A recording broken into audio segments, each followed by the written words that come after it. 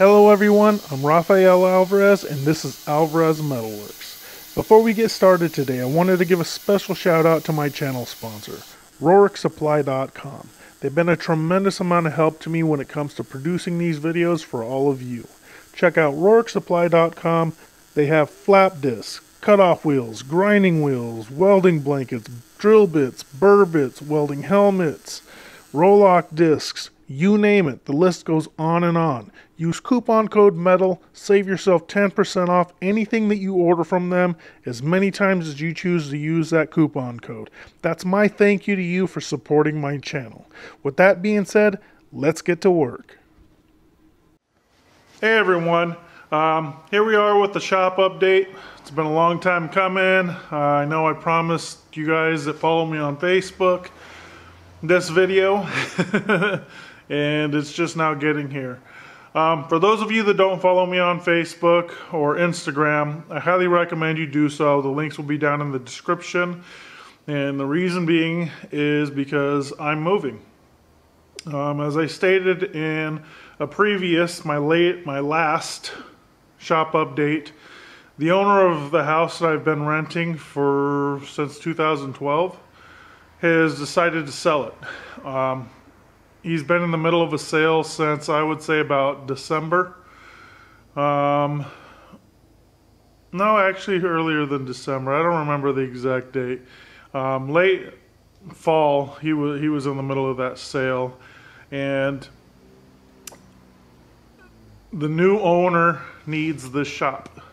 So the problem with that, he's willing to rent the house out, but he needs the shop, and I can't give up any of the shop, much less all of it. So a year ago, I had already discovered that he was trying to sell this place, and I started talking to finance companies, so on and so forth, and took care of some student loan issues that I had that were preventing me from getting approved for a loan to buy a house. And after taxes this year, I went and talked to the bank again. Everything was great. We put an offer on a house, and we're in the middle of that sale right now. We've already been accepted. Loan's been approved. It's getting ready to go to appraisal, and our offer close date was set for April 2nd, but that's kind of a tentative thing at this point. I don't have a defined closing date just yet, but sometime in the first part of April should be, unless there's some sort of an issue with the house not appraising for what we're getting a loan for. That's what we're looking at. So cross your fingers for us in regards to the appraisal and in regards to anything that the bank may require the current owner to take care of before we move in. And so the house is 2,300 square feet. It has two buildings on the property outside of the house. This building right here that you're looking at is 20 by 50. Unfortunately, the exterior walls are only 7 feet tall. The interior ceiling is a rafter type ceiling, so it's got a lot more room inside of it height-wise. But the exterior walls prevent me from using this as a means for any of the vehicle projects that I have, so that's a bit of a problem. The other building on the property is a 3-car garage. The interior dimensions measure 19 by 30. At this point, I don't want to show you guys any of the interior photographs or video of any of the buildings, including the house, because it's currently occupied by a lady and her children, and I don't think it's right to show off their house or personal things, so there'll be a follow-up video once we get to the point of closing and I can go onto the property and it's officially ours, and where I show you guys what we're working with and go from there. But for now, I guess the initial plan is going to be, a rough idea of what I've got brainstorming in my head. I think this is what I'm going to be doing with the two buildings. The bigger, the 20 by 50, I believe I'm going to probably set up a woodworking area inside of there, as well as some upholstery, a section for upholstery and some fiberglass work, as well as, I've always been wanting to set up an electrical workstation. So I plan on doing that stuff in there and possibly a few other things. So it's a pretty big space, so the sky's the limit on what I want to use that for.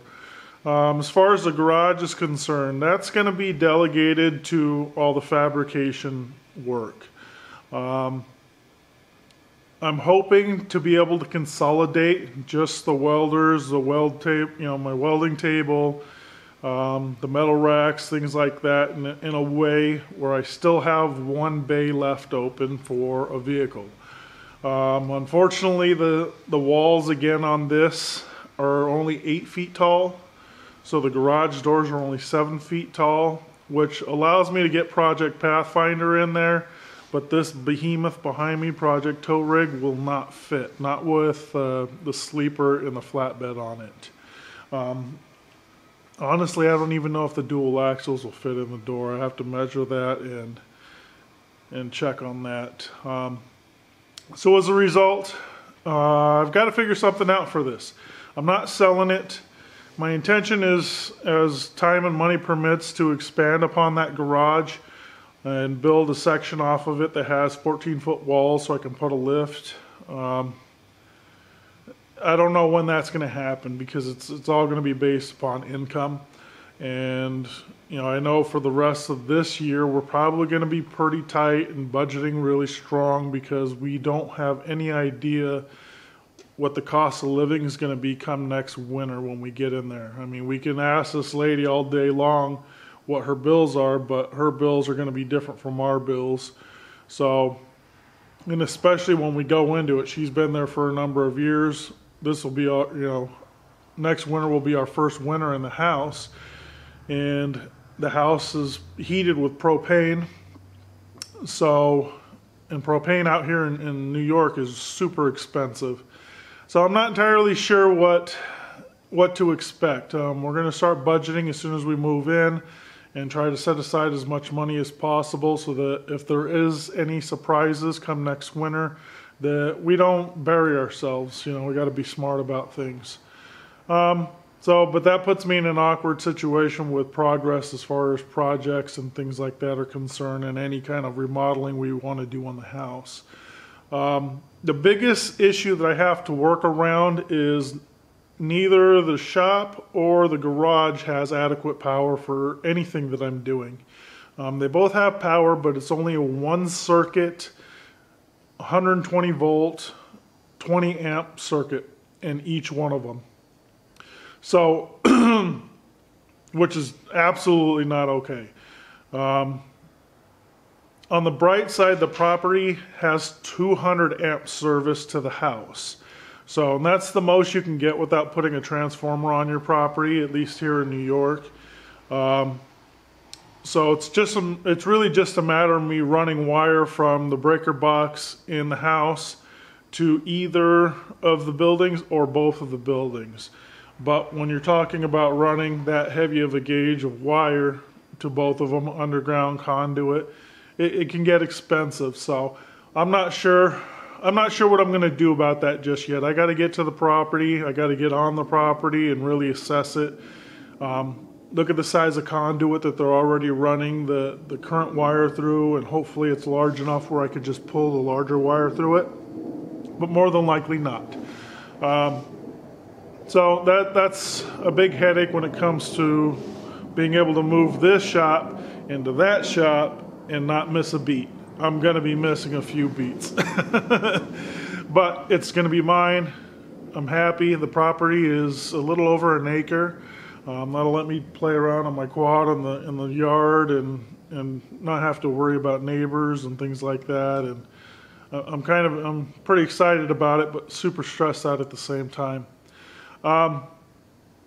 As far as Project Pathfinder is concerned, those that follow me on Facebook, you know that I've said that The videos are going to come to a halt on that for the most part. The front suspension is in, it's done. The steering's all done. You know, everything, the fabrication end of things on the front suspension is completely finished. I've got up front, I just got to hook up the brakes properly. I've got to run the power steering lines. Grease everything up, make sure everything's tight. Charge the shocks, put the springs on them, and I've notched the frame for clearance, so I'm going to cap that off. But outside of that, the front end's done. And as far as the rear axle, well, drive shaft's in there too. As far as the rear suspension's concerned, drive shaft's in and done. It's all linked up. I have to pull it all back apart and paint everything and whatnot. The only thing that's not done in the back is that I have to finish the upper shock mounts, the coilover mounts, and the axle side of the coilover mounts. And then again, run the brakes, and the vent tubes for both axles need to be done, and the ABS wiring harness needs to be extended and kind of rerouted. But outside of that truck's ready to go. So that'll be drivable by the time it comes time to move. What else? That's pretty much it. I mean, I've got a bunch of small little odds and end projects like the trestle table that I got from Gary Ramsey. That's kind of on hold a little bit. That was originally going to be a desk, but I may actually turn that into a dining room table. We'll see. Not much left to do on that. It's just a top, basically. And I'm up in the air on what I want to use for a top, and we'll figure that one out. Most importantly, I need to get all this stuff ready to go, especially that. That's probably my biggest headache right now, because I'm unsure on what I want to do with that. If I had time, I was going to lengthen the frame, and I was highly considering wrapping the sleeper in fiberglass instead of steel. But I'm probably going to just do the steel and get it done, get it all sealed up so that it could be parked outside. No frame extension for the time being, and just get it so I can park it outside, and then we'll go from there. Once I'm in the property, I can kind of see what my options are. Even if it means that, you know, buying like a tent type shelter or whatever, we'll figure it out. So that's basically it, you guys. Stay tuned. You're not going to see any more videos until I'm actually on the property. Once I'm there, you're going to have probably a lot more projects that are related to the property versus, you know, the typical stuff, the vehicles and the other fabrication stuff. It is what it is. I hope you guys will enjoy those videos, because that's the path I'm going down for a little while. Thanks for watching. Thank you always for the support. And like I said earlier, follow me on Facebook and Instagram. The links are in the video description. Subscribe, comment, like, and I'll talk to you guys later.